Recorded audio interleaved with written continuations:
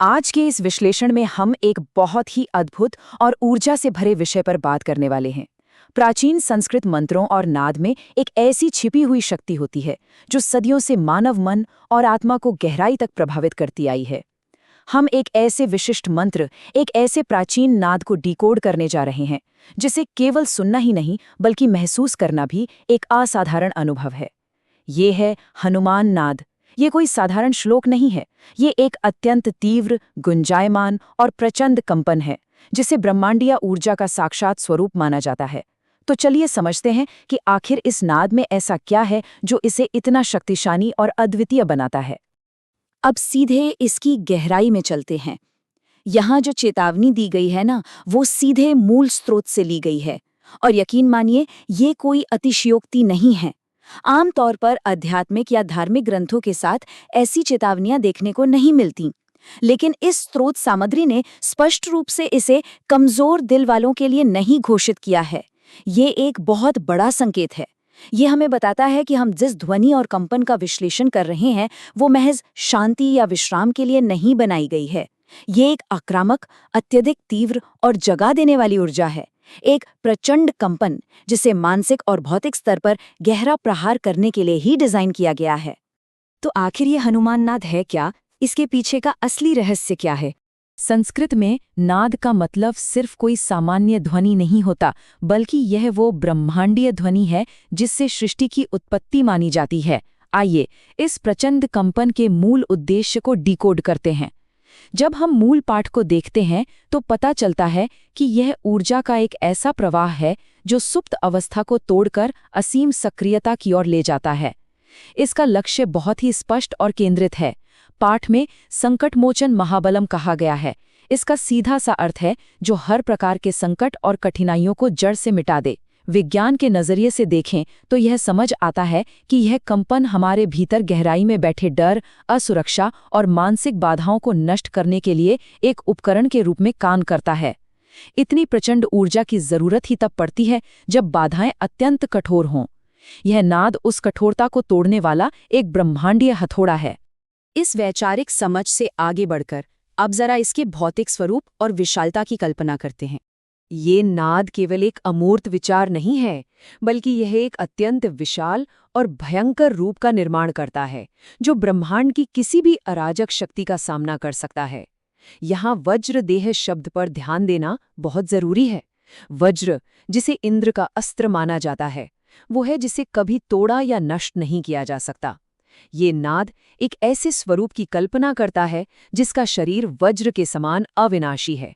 जब इस प्रचंड ऊर्जा और कंपन का आवाहन किया जाता है तो ये तय हो जाता है कि सामने आने वाली हर नकारात्मक शक्ति या अराजकता इस वज्र देह से टकराकर चकनाचूर हो जाएगी। ये पूर्ण अभेद्यता का प्रतीक है।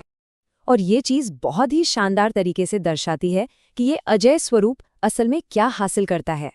ये पंक्तियां स्पष्ट करती हैं कि हनुमान नाद किन शक्तियों पर विजय प्राप्त करता है। दैत्य कुलांतकम यानी राक्षसी प्रवृत्तियों का अंत, सर्व विघ्न विनाशनम यानी जीवन के हरेक विघ्न और बाधा का पूरी तरह से विनाश, और भूत प्रेत पिशाच नर्तनम, जिसका मतलब है कि इस नाम के मात्र स्मरण से ही नकारात्मक ऊर्जाएं या अंधकार से जुड़ी शक्तियां भयभीत होकर भाग खड़ी होती हैं। कुल मिलाकर यह एक ऐसा सुरक्षा कवच बनाता है जिसके भीतर कोई भी भय या अंधकार प्रवेश कर ही नहीं सकता। अब आते हैं ध्वनि की असली ताकत और उसकी विनाशकारी लय पर। यहाँ से हम विशुद्ध ध्वनि के आक्रमण में प्रवेश करते हैं। पौराणिक कथाओं से हटकर यहाँ संस्कृत के ध्वन्यात्मक शब्दों, यानी ऐसे शब्द जो उस ध्वनि की हूबहू नकल करते हैं, का बहुत ही आक्रामक उपयोग किया गया है। यह केवल अर्थ नहीं है, यह प्योर साउंड साइंस है। जरा इस आक्रामक उपयोग को सुनिए। धम धम राक्षस कुलम कालसमम। धम धम, यह एक भारी धमकती हुई ध्वनि है। जब इसका उच्चारण होता है तो यह किसी भारी वस्तु के जमीन पर टकराने या किसी अजेय शक्ति के भारी कदमों की आवाज का प्रतीक लगता है। यह ध्वनि राक्षसी प्रवृत्तियों पर प्रहार करने और उन्हें कुचलने के कंपन को दर्शाती है। यह सीधे सुनने वाले के भीतर असीम शक्ति और साहस का संचार करती है। और फिर आता है फट फट फटकार भीषण ध्वनि भेदन कारणम। इसकी गति और ऊर्जा को महसूस कीजिए। ये फट फट फट एक ऐसी ध्वनि है जो मानो हवा को चीरती हुई निकलती है। ये एक भयानक भेदने वाला ध्वनि कंपन है जो आलस्य, भ्रम और नकारात्मकता के बादलों को एक ही झटके में काट देता है।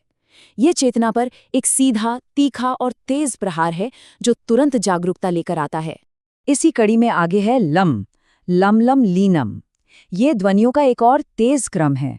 लम एक बीज मंत्र भी है जो स्थिरता और पृथ्वी तत्व से जुड़ा है, लेकिन यहाँ इस तीव्र लय में इसका बार बार उपयोग उसी प्रचंड कंपन की नकल करता है जिसका हमने शुरुआत में जिक्र किया था।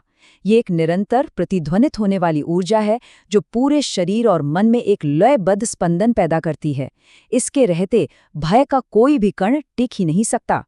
भस्म, भस्म, दुष्ट समूहम। और अंततः इस ध्वनि अनुक्रम का समापन इस चरम बिंदु पर होता है, भस्म, भस्म, यानी राख। ये बात केवल हराने तक सीमित नहीं है, ये बुराई, अहंकार और बाधाओं के पूर्ण उन्मूलन के बारे में है। सब कुछ जलाकर राख कर देना, ताकि नकारात्मकता का एक अंश भी बाकी ना रहे। ये इस प्रचंड विनाशकारी लय का अंतिम और सबसे निर्णायक प्रहार है। विनाश के इस चरम स्तर को महसूस करने के बाद आइए अपनी गति को थोड़ा धीमा करते हैं, क्योंकि यहाँ एक बहुत ही गहरा दर्शन और उद्देश्य का द्वैत छिपा है। आज यहाँ जो बात सबसे ज्यादा हैरान करती है वो ये विरोधाभास है। एक और पाठ उसी रूप को ज्वलित ज्वाला विकराल रूपम और लंका दहन करम के रूप में वर्णित करता है, यानी एक ऐसा रूप जो धधकती आग के समान भयानक है और जो पूरी लंका को भस्म कर सकता है। लेकिन ठीक उसी क्षण वही भयंकर शक्ति स्वयं को रामदूतम, यानी एक विनम्र दूत और अचल भक्ति भाव के रूप में भी परिभाषित करती है। इतनी असीम, इतनी विनाशकारी शक्ति और फिर भी पूर्ण समर्पण और विनम्रता, ये सच में एक साइकोलॉजिकल मास्टर क्लास है। और ये एक पंक्ति मानो पूरे रहस्य से पर्दा उठा देती है, राम कार्य सिद्धि कारणम। ये बिल्कुल स्पष्ट कर देता है कि वो सारी अजेय, वज्र के समान ऊर्जा और वो प्रचंड कंपन जो हमने अभी देखा, वो अनियंत्रित या अहंकार से भरा हुआ नहीं है। उस अपार शक्ति का अस्तित्व केवल और केवल निस्वार्थ सेवा, भक्ति और एक उच्चतर सत्य को पूर्ण करने के लिए है। शक्ति जब तक किसी ऊंचे उद्देश्य से ना जुड़ी हो तब तक वो केवल विनाश है, लेकिन जब वो भक्ति से जुड़ जाती है तो वो सिद्धि या सफलता बन जाती है। तो इस पूरी चर्चा और इस प्रचंड आवाहन का अंतिम निष्कर्ष क्या निकलता है? हम इस अत्यधिक शक्तिशाली और अराजक यात्रा के अंतिम पड़ाव पर पहुंच गए हैं। इतनी तीव्र ध्वनियों, वज्र शरीर के वर्णनों और भस्म कर देने वाले कंपनों के बाद ये नाद अंततः कहाँ जाके रुकता है? इसका दार्शनिक निष्कर्ष क्या है? सुनिए, अंते केवलम राम नाम, अंते केवलम राम भक्ति, अंते केवलम श्री हनुमान। ये एक अत्यंत भावपूर्ण और गहरा निष्कर्ष है। सारी ऊर्जा, सारी तीव्रता, सारे धन धन और फटफट की ध्वनियां अंततः इसी एक बिंदु पर आकर पूरी तरह शांत हो जाती है। एक विलक्षण शांति। अंत में केवल नाम बचता है, केवल भक्ति बचती है और वो स्वरूप बचता है जो उस असीम भक्ति का प्रतीक है। यह हमें सिखाता है कि जीवन में चाहे कितनी भी उथल पुथल क्यों न हो, अंतिम सत्य और शांति केवल समर्पण में ही निहित है। और अंत में यह एक विचार करने वाली बात है। हमने देखा कि ये हनुमान नाद बाहर के दुश्मनों से कहीं ज्यादा भीतर के भयों को नष्ट करने का एक उपकरण है। जरा सोचिए, अगर इस तीव्र और प्रचंड ऊर्जा का उपयोग केवल अपने डर को जड़ से मिटाने और एक उच्च उद्देश्य पर ध्यान केंद्रित करने के लिए किया जाए, तो आज के इस आधुनिक जीवन में इस तरह के अटूट ध्यान और अजेय संकल्प को अपनाकर हम अपनी किन गहरी आंतरिक बाधाओं को चकनाचूर कर सकते हैं। ये कंपन सिर्फ सुनने भर के लिए नहीं, ये हमारे भीतर की अनंत संभावनाओं को जागृत करने का एक खुला निमंत्रण है।